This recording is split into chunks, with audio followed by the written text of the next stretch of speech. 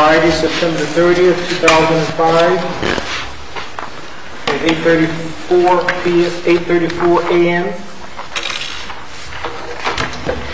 President of the special call is Councilman Lawson, Councilman Hodge, Councilman Porter, Councilwoman Zarda.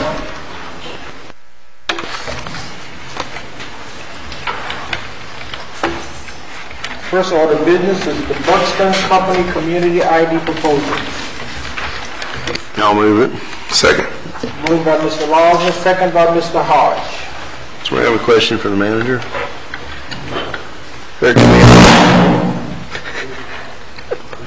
Wake up. Were you able to clarify any of those questions we had that seem to be in conflict in the proposal versus the presentation? It is one site. They will look at three, but they will recommend, working target, ultimately one target site. One site. But they will analyze three. Yeah, they will look at three sites and then come to one, and then that's the one they'll market. Okay. Thank you, Kurt. Let me ask a few more questions on this. I'm trying to convince myself that this is a good thing. With you, Mayor. Let me say,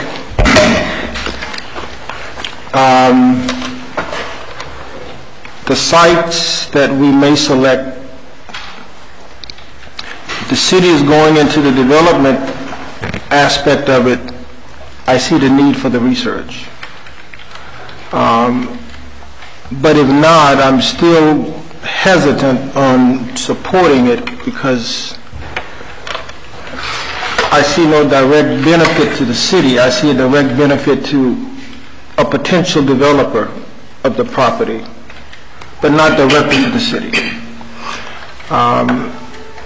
We have not decided what we're going to do on this site, whether we're going to sell the site or lease it or what have you.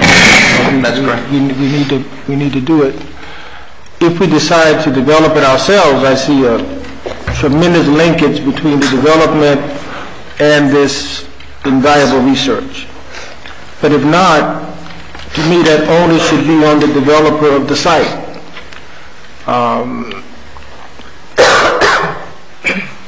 The ones that have been at the presentation, could you give me some insight? Am I off base, or does it make sense of what? I'm not sure. I'd like to, sure. I won't directly say you're off base, but I think part of the problem is those that did not see the presentation are handicapped, because there's no way I can present it just as well as the Buxton, representative can represent it. What it is basically, it's just much, much more than you're normally going to get. You may have, let's just say, let's just pick Target. You may have Target and their representatives go online and they do a very light study on whether a Target would be feasible in the city of Homestead. A lot of the information that they're going to be pulling up on that internet site or wherever they go to is stale, old, 2 years old or so, and they're not getting the same information that you're going to get from the community profiler, community identification profiler. And what it does is it's not just people, because very often retailers depend upon the number of people. So if they say, oh, the city of Homestead has 40,000 people, that means absolutely nothing, because what Buxton does is they say, they've got 25,000 people who bought TV sets, computers, last year alone. They have, 10,000 of their people went to this particular furniture store. They've got this much disposable income. It goes way beyond what a typical retailer is able to get their hands on as far as information. And how I can explain this to you from my limited perspective, the best way I can, is that very often you have a chunk of land, 15 acres, 20 acres. You have an owner of that land, and then you have somebody who comes and says, I want to put something there. Well, we may end up getting things that we really don't want, but because the owner has worked with this particular retailer, we get something because the owner has sold it to this or leased it to this particular person, and we don't really have a lot of say-so about it. This is putting us, as I said the other night, at the wheel, putting us in the driver's seat, saying we're going to go and say, we would prefer Pier 1. Let's say Pier 1 Imports, they will go to Pier 1 and say, you can survive in the city of Homestead. Give us higher quality, higher end retailers that maybe wouldn't think that they could survive here. They actually profile the community, get the demographics, say you've got this many people between 25 and 45 who spend X amount of dollars per year on this, zip code study, age study, spending habits, drive-by patterns. You've got X amount of people getting off the turnpike, heading west, X amount of people on the turnpike heading east. You better be put a Starbucks right here. I mean, that's what they do. They go far, far beyond the concept of what a city would do and what a normal retailer would do. So it's basically helping us to determine the quality of retail that we get, not just, and this might be blasphemy, but not just another Walmart. Vice Mayor, if I'm a retailer and I want to come into Homestead, and I don't fit your profile, what right do we have to deny them access to? It's not necessarily that you have the right to deny them access. What it is we beat the proper retailers to the punch. We draw them and entice them in, and we determine the course of our city. And I think that's something that we really should consider, because we do want to direct the course of the city of Homestead. It is really long-term thinking by starting something like this, but it really, really benefits the city of Homestead. It benefits the people of Homestead from us determining somewhat of our future. Norman and Steve, if you can enhance anything I've said, please do. Ask this somebody, the ones in the workshop now, if I'm a major retailer, I got my own research department in my business, my mega business. So regardless of what information the city provides, my research is going to do their own. You know, they're going to come out and do the marketing analysis, the traffic analysis, and they're going to determine ultimately, based on their researchers' information, whether Homestead is the right location for their business. So are we duplicating effort? No. And let me tell you why. What Buxton does is they'll go to this high-end retailer, or they'll go to this person who don't think they can make it here, and they'll say, no, these are our studies. You're just doing a head count. You're just doing the rooftop count. This goes way beyond the rooftop count. A lot of retailers don't do the extensive research that you think that they're doing. And what this does is this actually matches the retailer with the community and says, Pier 1 Imports, Starbucks, whatever, you belong here, and this is why. They just don't present us the information and drop it in our laps. They go to that retailer and say, you are a perfect match for the city of Homestead. And they say, are you crazy? They say, no, let me show you why you're a perfect match. This is why Buxton is working with city after city after city across the United States, so that they can determine what type of retailers they prefer into their community. I think that $60,000 might seem like a lot, but in the big scheme of things, I've seen us spend $60,000, $70,000 on a consultant for this and then a consultant for this. This is going to get us far more bang for our buck than I've ever seen $60,000 go in the city of Homestead. I hate to make an analogy, but I see us spend on things sometimes that I just shake my head, and this is something that I think is going to benefit us, the community of Homestead, for a long time. It's a long-term focus. Let me ask another question, because I see this more as as more helpful to development community, especially the ones that have commercial property that trying to lure these retailers. Is there any way that we could share this with the development community to have them to buy into it and buy the research? Yes. Because it's going to benefit them. I still don't see the linkage with us. Indirectly, it's going to benefit Homestead, but if I got a piece of commercial property and I'm trying to bring in retail, to me, this research would be very, very effective in helping me determining what. I'm going to let Norman do that. Remember when you talked... If they pay for it, I may vote to support it. Remember when you talked a long time ago about public-private partnerships, and we've talked about them kind of being the wave of the future, where the public does its part, the private does its part, we marry together and have a very good, pretty much output for the money. And we've put, actually in the city of Homestead, we have put taxpayer dollars into private enterprise. And whether I liked it or not, it was something that we've done. because we thought it would benefit the community overall. This isn't much different than that, except for we can get the developers, not the developers, the retailers and the developers to pitch in, and Norman's got the information on that. Take it away. Anyways, I'll just basically reiterate some of the things that Chip, which is the gentleman that gave us the presentation, he did mention that the best way it works is to have the government developer relationship, to partner with it and to work together. He said majority of the time with again, they've done this all over, and there's a town in Texas that was actually there at their presentation and showed some of the things that they were able to do and utilize with using their services, and they're pretty much a similar town to us. It was kind of way out considered. They had some properties available, but their retail wasn't all that well together, and they used this to develop. They did do a town center concept as well as their downtown, so they used them in two areas. They used them in their downtown and in their town center concept to do it, and they partner with developers in the project to make it happen, which overall boosts their economy. And from their perspective, their city manager was there that did the presentation, and from their perspective, the sales tax that they got alone more than covered the fee that they paid out for the services, not including the property taxes that they were getting from the commercial development that was there. So being able to do the partnerships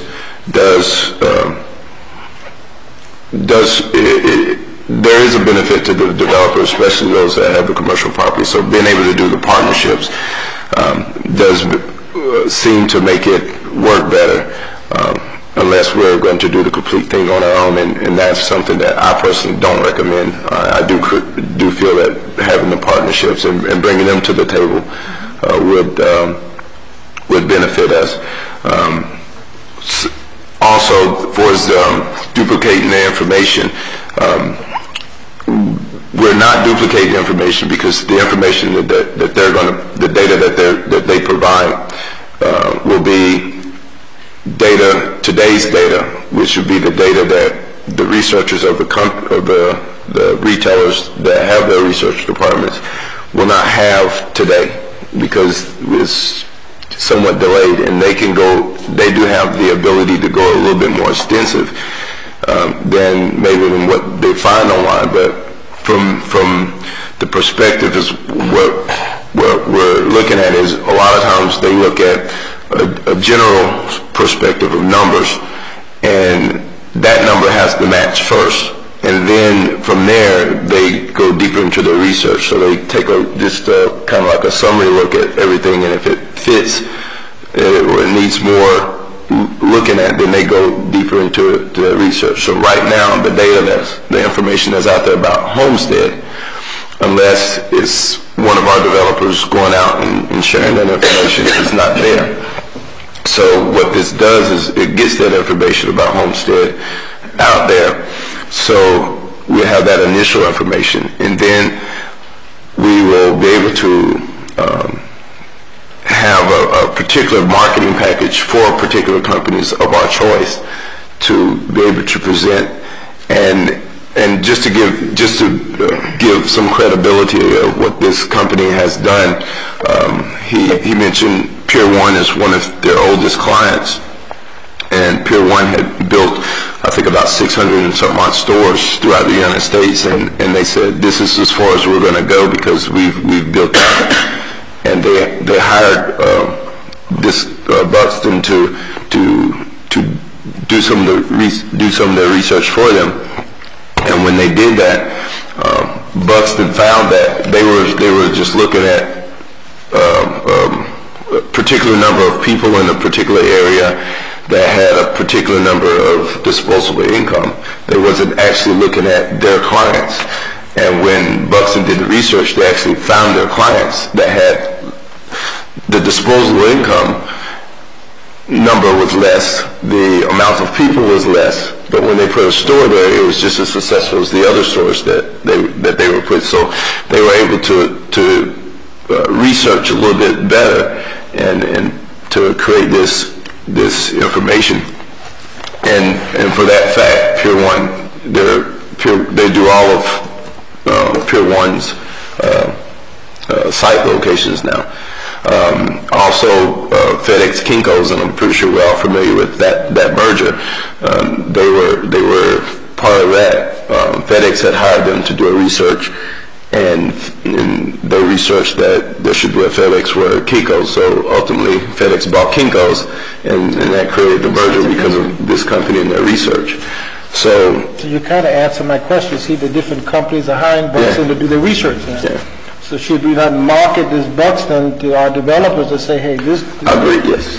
And then have them to buy into underwriting something. We don't... the city's cost is what I'm saying. But they match. It's not it's not just on the developer side. It's both. It's a match. It's not just representing Pier 1 imports. It's representing Pier 1 imports in the city of Homestead and putting the two together. If they represent Pier 1 imports, but they don't necessarily represent the city of Homestead, we might be able to get a lot quicker what we desire as a retailer. But we can make them buy into it, absolutely. But that doesn't preclude us doing our part. And taking that in perspective, I mean, I would like to, move forward with the proposal, and then maybe as we go forward with, obtaining Buxton, again, we can call it a development meeting and do a presentation and get them. I don't see why they wouldn't buy into it, because the amount of dollars that they probably already spend right now is probably way more than what this is going to cost them, and it still gives this council the ability to give direction in what we would like to bring to Homestead. Mr. Porter and Mr. Mosman. In the discussion, I had a chance to talk to some of the people that are currently doing some of the retail developments, and ask some questions regarding if we had this kind of statistical information, would they use it? And you are in a retail business yourself, Mayor, and you would probably be one that would help answer this. The response that I got was that they would generally do their own search, fact-finding information. They wouldn't just take someone else's. They would additionally do their own. So there appeared to be a duplication there. And the other question really that's come up in my mind is the question of the timing. When we talk about the demographics or the buying patterns or what the community is, what would be the timing of this thing as far as when the study would be done? Because as you look at the community, we're going to become predominantly Hispanic. Those buying patterns may be different than they are today. So those are a couple of questions that are going through my mind. And as we discuss, I'd just like to get some feedback, and maybe from you, Mary, some feedback on when you guys do a site selection for your company. Would it be of a benefit to you? And I understand the cost is the cost, but if the retailer would buy in, that's one thing. But if they're going to do their own study, will they buy in twice? I guess is my question. So I'm going to ask you a question. Would your company do that? Well, I can tell you, we Denny's have a huge research department, and they send people out. They do a comprehensive research on the marketing, household size, household income, population size, age. I mean, it's just very comprehensive, and they make a determination. Now, whether they take advantage of any other available research, I'm sure they'll look at it, but ultimately they're going to use their research to determine whether that site is appropriate for the Denny's Corporation. So, and that's why I'm concerned about the duplication, because I don't think they're going to drop what they've been doing for many, many years and buy into somebody else's research. So now, you will always use research. You will read it and look at it and gauge from it, but ultimately you're going to depend on your research department based on history, to determine whether that site is appropriate. I don't know, I guess each company will make their own determination, but most of these mega companies have huge research department, and pretty much the information that Buxton is providing, they do it already. Well, I think Some of the details that I read in the Buxton side, I mean, we get all that out through the Denny's research. I think what some of the difference is Buxton is more of a, I think Vice Mayor Bell said earlier, is more of a create the match, because they have over 600 of these retailers that they work with already anyways. So when they do our research, at that point they can pull from their database a list of retailers that will look at us because of the research that they've done, and then from there we choose the top 10 or 20 that we would like to see, and from there that's where they create the marketing package for that company. So in other words, they'll be doing the work for us, but yet they already have a database or of retailers that they work with as well. So they're the project is more so matching us. And for example, we may say we would like to see a Neiman Marcus here, but when they get done with the research, it may say you're not qualified for Neiman Marcus. You might want to stick with the Macy's. You know what I mean? Or Dillard's. Yeah. So this is the type of research that they do. So it really keeps us from spinning our wheels. Number one, because we might go and call Neiman Marcus and say, come and look at us, but then we may not be a match for Neiman Marcus, and they may have Neiman Marcus, Dillard's, Macy's already in their contract, and once their data shows that will work for Homestead, then that's when we get the contact information to create that match and make it happen. So that is, I guess it would be safe to say that they may be getting paid on both sides in a sense. Retailers hire them to create the find sites for them, and then you have cities and developers hire them to find the retailers, and I would assume that is one of the reasons why. I mean, be honest with you, and you probably know this yourself, that the cost is not an astronomical cost of what a lot of businesses do put into their site finding, and it's because a lot of these partnerships are already built with them between the retailers and the other business that they do all around, so that it's more of a share cost type situation where they're marrying sites and retailers into one. And so based on that, and there was something else that I talked so long about. What about the timing? The timing, that's what it was. The timing when Right on cue. Exactly. The timing was what they do is they deal with right now, and at the same time they pull in the data. They do forecasting data as well. We want them to get in contact with the information that we have and how we've grown and what our average growth is. We want to get them the information of what we've already approved and get them with the developers so that they can get their information as well. I think it was somewhere around, if I'm not mistaken, about 90 days turnaround time, 90 days to, I think, to 180 days, something like that, turnaround time to give us the data. And they actually forecast out 4 years. So the information should be good for 4 years.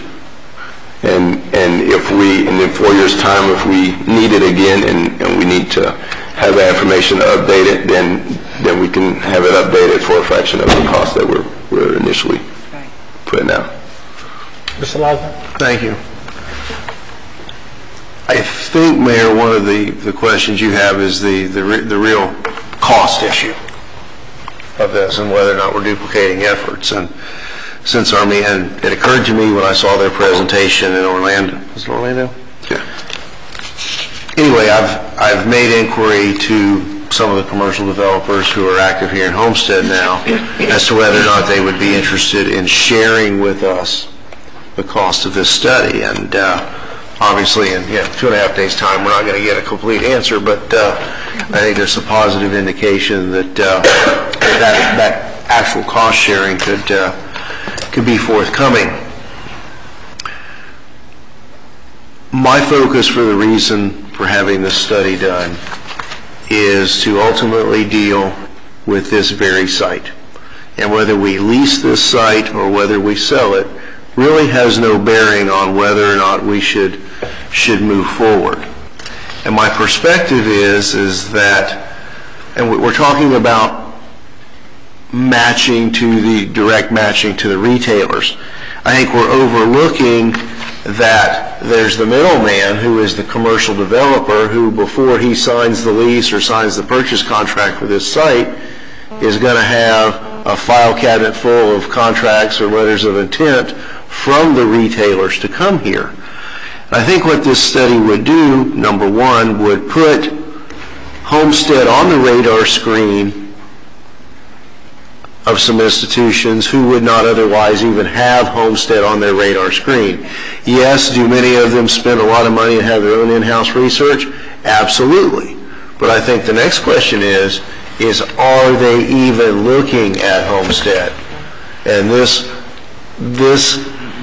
puts that information in their laps to allow them to further look at Homestead. And in regard to this very site, I guess my bottom line is that I don't rely upon a commercial developer to bring the highest and best product to a site. I mean, I think we've all been in agreement that this is going to be, the icon, the landmark, the premier signature site for our community, and it's going to require a little extra work. And I guess in my mind, if a developer can make X, he's not going to take a little bit more effort to make the same X. It's going to be the path of least resistance. So if we truly want to have a signature project here on this corner, we need to pay for and be able to deliver that little bit of motivation that sends those commercial developers out directly to the retailers, those more upscale retailers, to create a better and higher mix of use at this site. Now, we're in a unique circumstance in that we have city-owned property here that I think will be the focus of this study, as opposed to other communities who have existing centers that have been wiped out, and are vacant, or are more remote than we are, where you have private family landowners who are just languishing about and really don't know what to do. That's where a community can go directly to a retailer and say, hey, auto parts store, there's not one within 30 miles of this point. Our study shows you can be here, and Farmer Brown has this site over here on the highway that he really needs to sell. We don't necessarily have that situation, but as some of these scattered parcels, as we go out and market our community for this site, I think there will be fallout to the benefit of the privately owned sites. And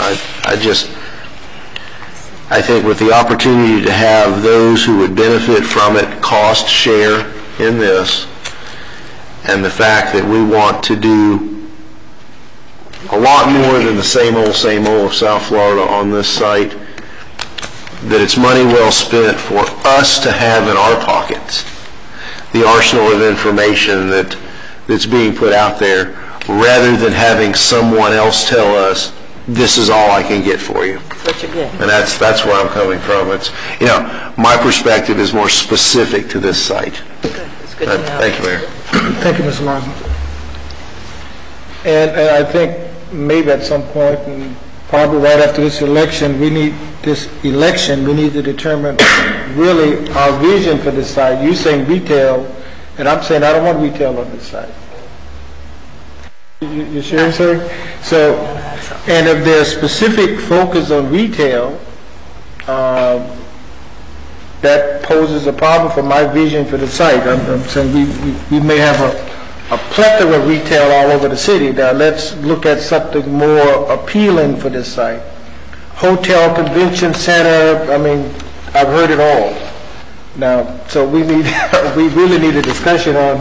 And there's the potential for both. But that's not this morning's Well, right, conversation. Potential for both, you're right. But Can I share something? as I said, but my concern, and you mentioned, is the $63,000 for this Absolutely. research. So if we can meet with the interested parties, the one with a large commercial piece, the Matheson piece, for example, I've already heard that they're bringing in some big boxes, so they've already determined what they want on their site. So, but if we can meet with some folks that have a vested interest in it and could benefit them, because again, I think it's going to benefit them more than us, and if we can cut the cost, Mr. Manager, I'll support the initiative. So it'll be a string attached to this. With that caveat, Mayor, I mean, I think your concern is to get it approved out of this budget year today. And I guess with the caveat, just because it's approved doesn't mean it has to be spent. That those strings attached have to be met. Contingent upon. I think that's pretty much a happy medium, and I feel personally that this is feasible. I think it's feasible to do. I don't see why none of the other developers would not look at it now. But I do want to say that it would be it's two issues here that this endeavor would benefit the city of Homestead. Now, of course, financially so, and most realized would probably be the developer with the commercial property. But again, in the long term, you're looking at city tax. You're at city tax revenue. And I understand commercial property is commercial property. We're going to get that, but the better the retailer, the better the sales, the higher the sales tax revenue that we're going to receive. And then not only that, it's also a quality of life issue, where we're creating the quality of life for the citizens of the Homestead that we would like to see. Whereas, again, if what comes, then it's been created for us. And my thing is, and I'm not gun ho on any site, be honest with you, but I am gun ho on utilizing the service for a site within our city limits, because my main focus as the economic chair would be to create the highest impact of commercial business as possible, and that's my foremost focus. We can argue sites. We can make decisions on sites if we want to. We can get with the individuals who have commercial sites within our city limits and want to partner with us. We could utilize their sites if we want to. That's all right with me. My main focus at this point is to get the highest, most impact of commercial retail as we possibly can do, and so with that in mind, and like you say, and I got wind of Walmart would like to put a Walmart in our city limits, and some of us don't think that would be the highest impact of retail, because of yes, they'll create a lot of jobs, but what type of Minimum wage. jobs would they create? So the goal would be is to create the highest point of retail, so that the jobs that will be created will still maybe some of the may not be the high, may not be $15 an hour, but could be better than what Walmart pays. It could be retails that bring in jobs that offer benefits. And these are some of the things that we can look at as we choosing the retailers that we would like to select here. So we're taking more of a control and interest of community. So it impacts way more than just saying we want, more retail in our community. It's much deeper than that to me. It's creating the quality of jobs, it's creating quality of life, and is also helping the city by maximizing the sales tax issues that the revenue that we can create for ourselves. So I'm looking way beneath the surface thing, and I don't see why, for no reason, it couldn't be sold to the developers in the area. And again, I'm not so site specific. That's something that we can discuss. But I do think the service would benefit all these areas that I've mentioned and give us the bigger bang for the buck. And I mean, those things along with $63,000 wouldn't even, Any further discussion? Let me just say a couple things, Mayor. My position has changed somewhat since I've only had a couple of days to find out some information. That's a little discouraging to me, Kurt, because normally you have your committee meeting and normally you get a week or so in there, and I didn't know anything about the Buxton until we got a chance to talk about it up here, and I supported it knowing that I could get a chance to go out and fish around a little bit. And Mr. Lossner's comment about, let's go forward with it, knowing that we don't have to spend it, because I question the timing about,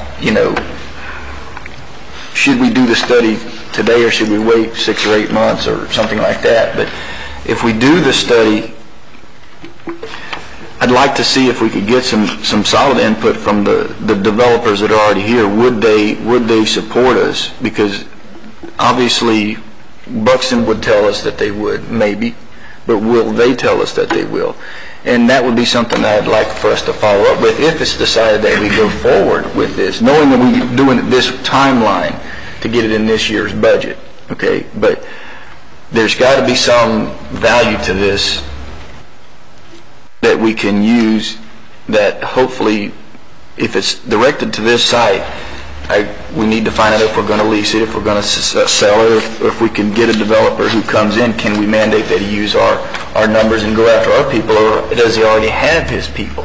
That's always an argument that I'm not sure of, because a lot of times a developer comes in with already the set of rules, or his connections, like Buxton has.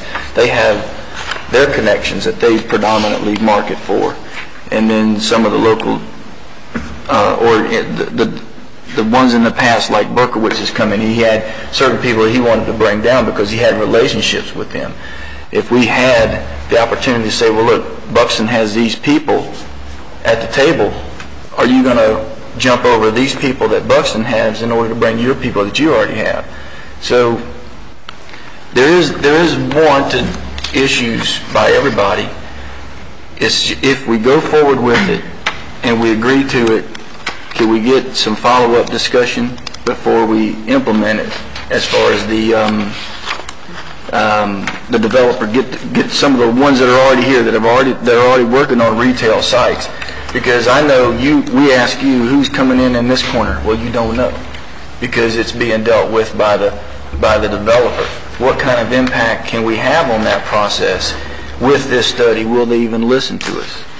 So I'm not saying it's bad, I'm not saying we shouldn't do it, but I've developed some questions that I'd just like to have answers for. So we can get with developers and see if they'll cooperate with us in that area.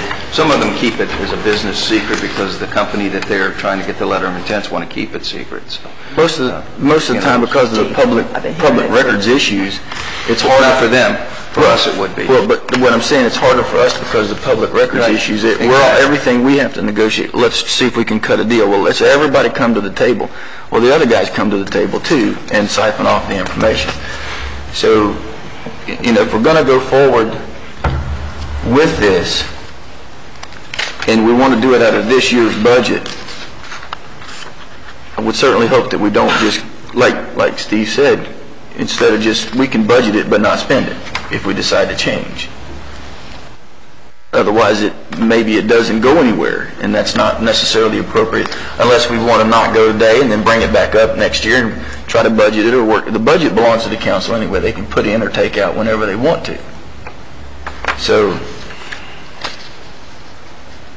can we, if we approve it with the contingency of before we actually implement, sign the dotted line and all these people come down and start doing this analysis, can we have some sort of dialogue with the developing community?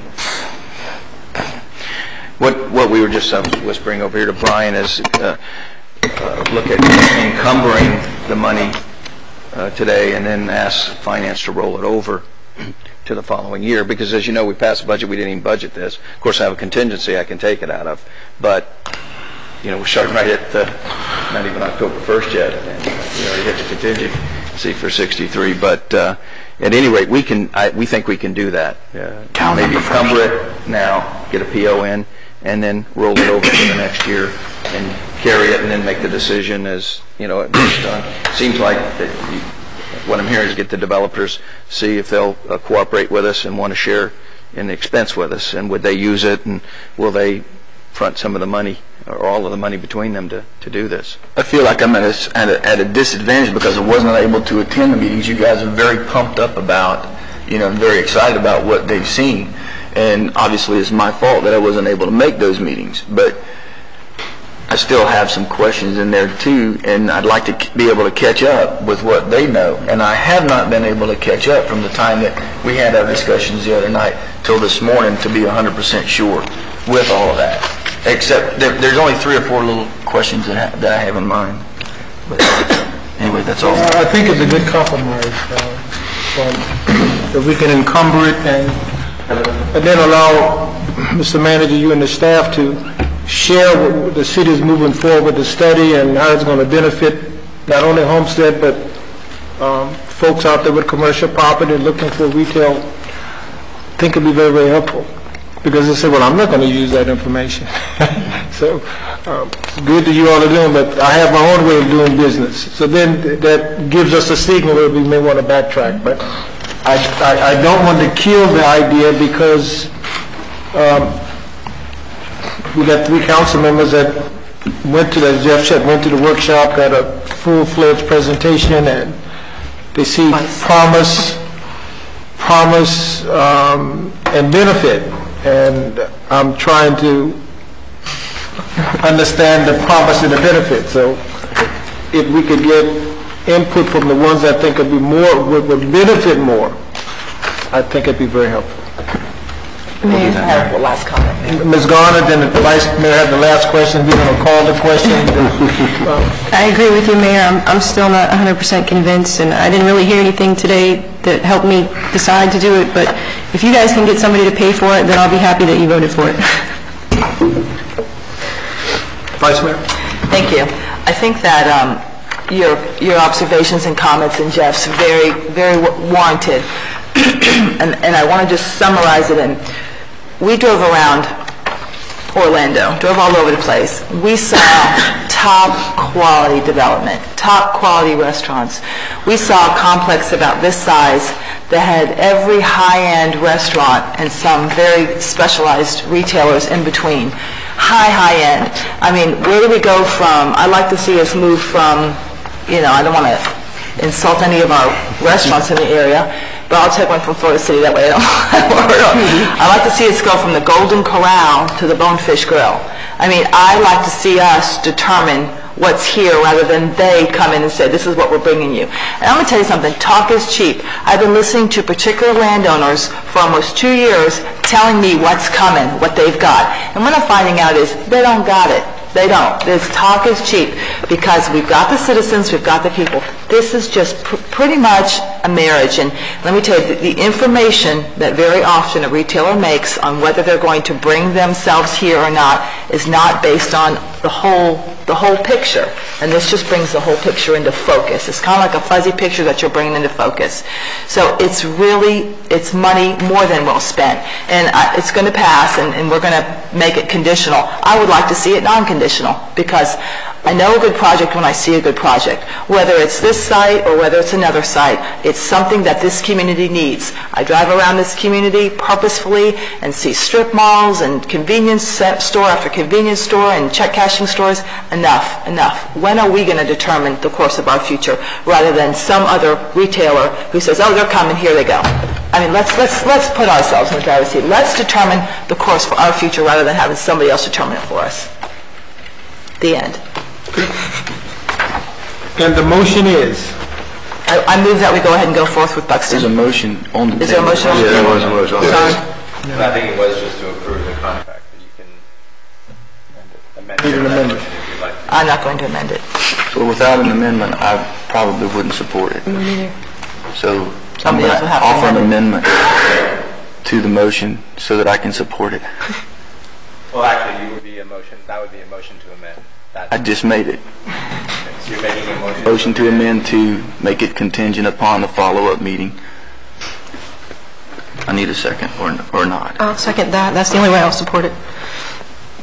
Amendment been properly moved and second. Any further discussion on it? And I will support it with this amendment, that we have a follow-up meeting with the development community and see whether we can get them to buy into it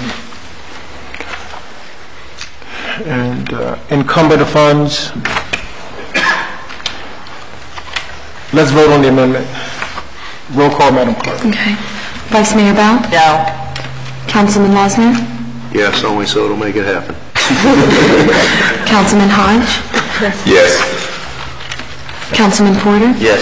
Councilwoman Garner? Yes. Mayor Warren? Yes. Motion carries. Now, motion on the main motion? You don't need that since. That's in? Right. Okay. Are we done? Let's go on to the item 2B, is management of the fiber optic ring.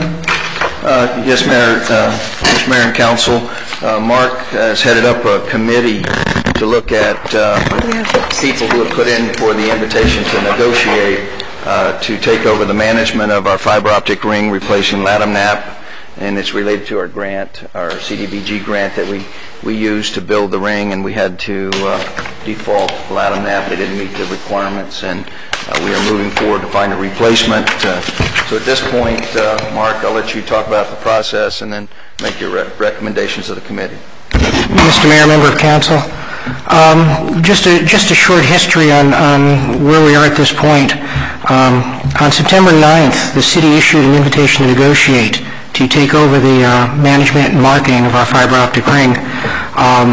These responses, 4 of which were returned to us on the 19th. The committee met. The committee was composed of city staff, private citizens, and our grant consultant to review the 4 submissions. At that time, 2 of those submissions were removed from consideration. The remaining 2 were asked to come back and participate yesterday in a presentation and a question and answer session to determine their appropriateness for going forward with this. And it was unanimously decided by the committee to recommend going forward with negotiations with AGC to take over the marketing and management of the fiber optic ring. What we would be doing is we would be moving forward and be bringing back 2 documents to council, basically. One would be the participating party agreement that basically brings this party to the table to complete the grant. This is a document that's under the auspices of the state of Florida. It's very much a boilerplate agreement. They have to go ahead and show financial responsibility. They have to show leverage. They have to show the things that would make them an acceptable partner to the state. The second thing we would be bringing forward is the actual marketing management agreement, wherein they would take over marketing of the ring, management, and have the exclusive right to go ahead and do commercial enterprise on the fiber optic ring. It's important that council knows that although this has been very, very fast-tracked, there's a reason for it. We are in our 3rd grant extension with the state of Florida in trying to complete this grant. And the primary reason for this grant is the creation of jobs. This grant extension expires on December 4th. The state has already made it known that they're not really disposed to grant another extension unless we show some type of progress in securing a partner to go ahead and create the jobs.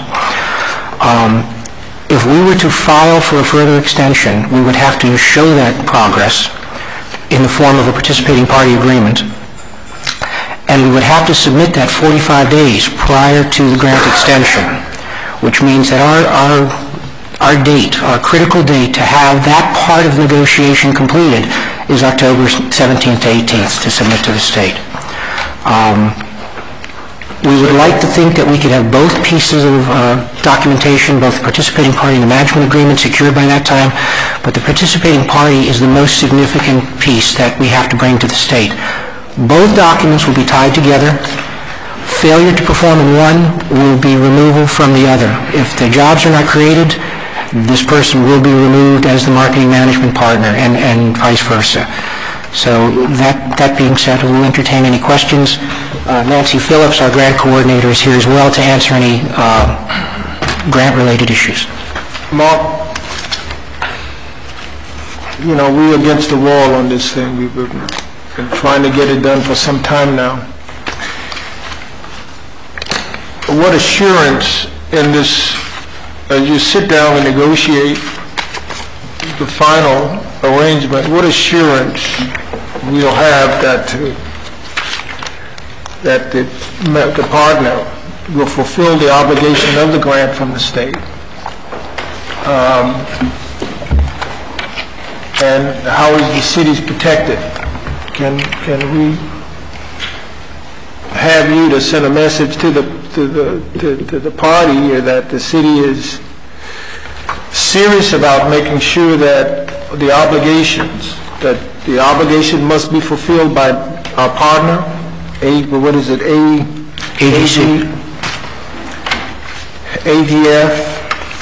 and that the city could be indemnified from liability? Mr. Mayor, that could be brought forth during the negotiations to council's satisfaction. That those agreements would have to be approved by council before they go forward to the state. So we would put those requirements in there, and it would be for your review and approval. What about any potential penalties if they fail to fulfill the requirements? Once again, that's pretty much free format. We can specify what we feel is reasonable and significant indemnification for the city in terms of monetary contributions or whatever the council would deem appropriate as we bring it forward. It does need to be said that the state is going to require seeing approximately, I believe it's $500,000 of contribution before they'll approve the participating party agreement. So right at the beginning, there's that money that's there. Any improvements made to the infrastructure that $500,000 would be used for becomes property of the city, because the city will own the ring, the city does not give up possession of the ring, so they're making, for want of a better term, leasehold improvements to property. So there is some there already. Beyond that, there's the insurances and other things we'll carry forth, and if council deems it appropriate, we would go forward with letters of credit or bonds or whatever seems appropriate. Thank you, Mark. Mr. Lawson? Mark, do the contemplated agreements grant more rights to the recommended future partner than LATAM-NAP had? Mr. Losner, at this point in time, our plan, well, there's two issues. There won't be any more by law with the state agreement, with the participating party agreement. That is what it is. But you talked further about a marketing management and exclusive rights that were not granted to LATAM-NAP. So in effect, with a new partner, the city could be potentially giving up some rights of control and revenue. Is that accurate? Actually, our plan was to use the LATAM agreement as the template for the second agreement. We felt that that was a good agreement. It protected us up to this point, and because we were at a level of comfort with that, I don't think the city is going to be prone to granting anything further, any more latitude than that has. We'll probably wind up tightening up some areas that we feel more comfortable with. So I don't believe there's going to be anything beyond what LATAM was granted. because, I keyed in on something you said that was a trigger in my mind. And I just want to say, as other council members have said, it's not fair to throw this level of documentation in front of us as we walk into the meeting, and that just, particularly with this level of investment and the long-term effects, I'm not comfortable having this put on the council table when we walk in just before the meeting. I know, we're time critical, but we have plenty of time to deal with downtown parties during race weekend, but we don't have time to really set aside the appropriate amount of time to look at this. Well, I think, if I may say something, Mayor, here, that we've been working this issue for some time, and it really is who we're going to use, not changing too much of which you'll get to see again. You'll get to see what the agreement is. But we have been, and everyone knows we have been under a time crunch. We've made that clear. So we had to move this forward within the time frame. I think, other than who we select, when we bring back the management agreement, that's when, I think we'll make you more satisfied with what we're proposing as a final management agreement on that. But as far as getting the partnership done, and that'll have to come back before you for approval as well. But as we come back through here, I think you're going to get more opportunity to look at it. But we've been working on this a long time. We're leasing dark fiber. We want someone to come in, manage that, where they maintain it, and they do their business and expand it and provide broadband service, especially for the park as it starts to develop, but also other areas of the city. If I might add on to that, the short-term liability exposure to the city is significant. If this grant is not completed to the state's satisfaction, they have the ability, and they have not done this before, but they have the ability to come in and request the money for the construction back, which is $750,000. At the same time, the city would incur penalty points against any future CDBG grants, and the amount of those penalty points, the level of those points, will pretty much stop us from getting a second grant. So our near-term liability on this is $1.5 million to not go forward and try to accomplish this in the required time frame. Mayor, I'll move it. Moved by Ms. Garner, second by Mr. Porter. Vice Mayor. Thank you. I need some clarification. This is the same company that we originally approved before someone came to the table and said, you can't do it like this, you have to have an invitation to negotiate. Yes, no, the same company? This is the same company, but we agreed to open up the ITN. We could have gone on with this company. We were fairly well down the road when the other company came in, and we made that concession to that company to include them in there in the process. Unfortunately, we like to have the competition. I mean, we have to be fair to people we string along, and they put in investments all along, and where do you cut that off before somebody new comes in, and then all the time they spent in the investment is now at risk because somebody new came in. But we went on and did that, and then that company, in their submission to as I'm told, and Mark and them dealt with it, did not provide the information requested in the ITN. Said they wouldn't provide it until they were selected as a finalist. So they, again, were trying to set the process. Which company was that? That was the one we really opened up. We had two more jump in the ITN. GIS. Oh, okay. Thank you. That was the one that really we kind of opened the ITN for. We had two more come in, really didn't fit. They had a different idea of what they wanted to do, and Mark can explain each of those. But they set the committee, but the point being is that we gave people a chance, and we can't, keep it hanging around too long. We need to move on it. So in your determination that these two contenders, the top two, they were the best, and these two other were just completely disqualified? Well, that was the committee's recommendation to the committee, and then I'm passing that on to the council. Okay, another comment. I know that you're in a time crunch. I do know that. But regardless, we come here at 8:30 in the morning, and these 4 chunks of documents are set in front of us. We've been here every single night this week. Could we not have had this to read it over a little bit? If I may, Ms. Bell, our original proposal to go forward with this actually had on this date a council workshop for discussing this, because we knew we would be against the wall. we contemplated that approval might come today, but that at the latest it would come on the 5th, on the council meeting on the 5th. And if council wishes to defer and go to that point, it still meets our timeline.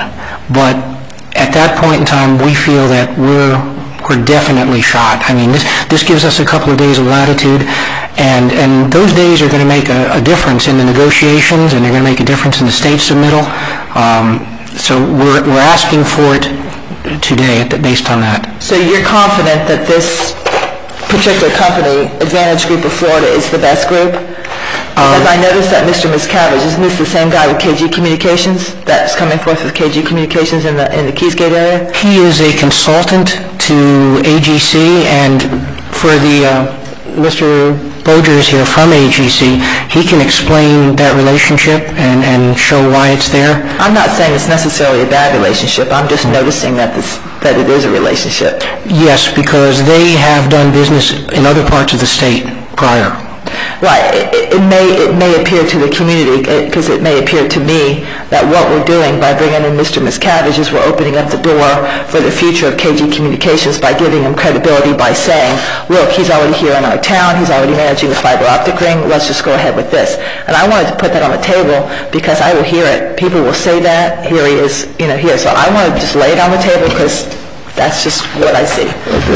Ms. Bell, it's a very good point, and Gary Resnick is here, and he can address this, but you're in really totally different ball games with this telecommunications versus cable.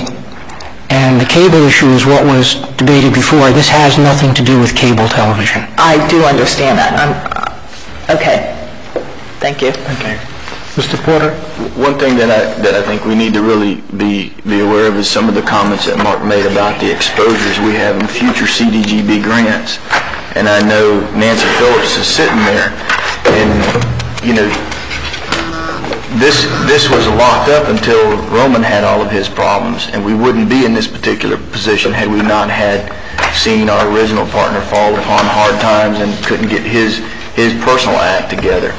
But I think that there's significant exposure for the city if we cannot do something out here. And remember, when we made this fiber optic commitment, it was to create a quality of life issue and a business and a positive business footprint for high-tech industries to come into the Park of Commerce. And since that day, that's been 6 or 7 years, Mayor, that we've been looking at this dark fiber concept. But it's been in the ground 4. But it was 6 or 7 years ago that we started this thing. So, at some point in time, we've got to come through with this, because I don't want to see us get penalized in the future with future CDGB opportunities because of this particular instance where we can't come to some sort of forward motion.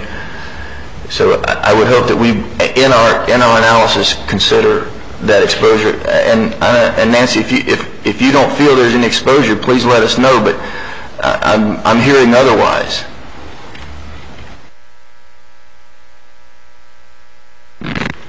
Good morning.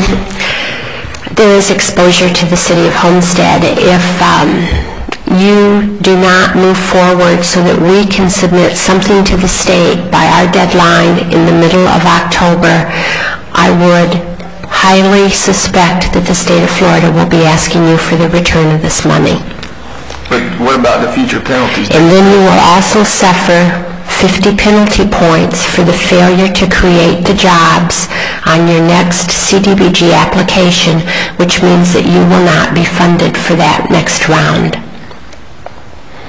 Yeah, and I agree with you, Jeff. We've established a very good reputation with the state of Florida as a result of the multiple number of grants we've gotten very successfully, and I certainly don't want us to send the wrong signal that we can't get this project done. So we need to do whatever we can to expedite it and move it forward. I'm tired of talking about this thing. Now let's make it happen. Mr. Mayor, I just wanted to add one more thing. We tried to create the most independent, because of basically what you're bringing up and what you may be asked, because there's always a certain... I've already heard it. Yeah. Well, everybody's got to platform, But we tried to put together a committee. I wasn't involved. No one is involved. So, that in the sense of up here, we tried to set it. I saw that. We selected committee members that we had from the community, outside the community, to try and let them look at these. If the other company had provided information, turned out to be the best, we just want to get this thing going and be successful, or at least our best effort at being successful with whoever is selected. But we all know this is a little politicized in the community, and that is the best way we had available to us, is to get a committee that we felt was neutral, had no buy-in to anything, and put them together looking at this, and this was the selection they came up with. Mr. Mayor. I don't see a lot of independence on this committee. I mean, the one person who's not an employee, or one of the two that's not a city employee or an office holder, was waving the banner highest for KG Communications. So I submit there is no coincidence. The timing is very suspect, and you can't convince me otherwise. And I'm not unmindful of the real monetary risk to the city, but it just demonstrates the tentacles of a very few that are choking this city. Well, I tend to disagree with that. Call the question, Mayor. Because we've got to deal with people. There's a lot of people in the community. The person that Councilman Losner is referring to is involved in a lot of things, and you're going to see him multiple times, or his company multiple times. We cannot just turn down everything that involves a certain individual. But you tried to justify this by saying you had an independent. We did have an independent. Now, if you want to say to any of these people out here that they can't be independent, then I'll let you handle that. I said the ones who aren't city employees and aren't elected officials. Mayor.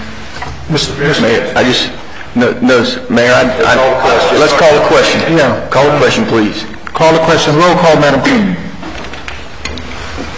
Councilwoman Garner? Yes. Councilman Porter? Yes. Vice Mayor Bell? Yes. Councilman Hodge? Yes. Councilman Losner? No. Mayor Warren? Yes. Motion carries.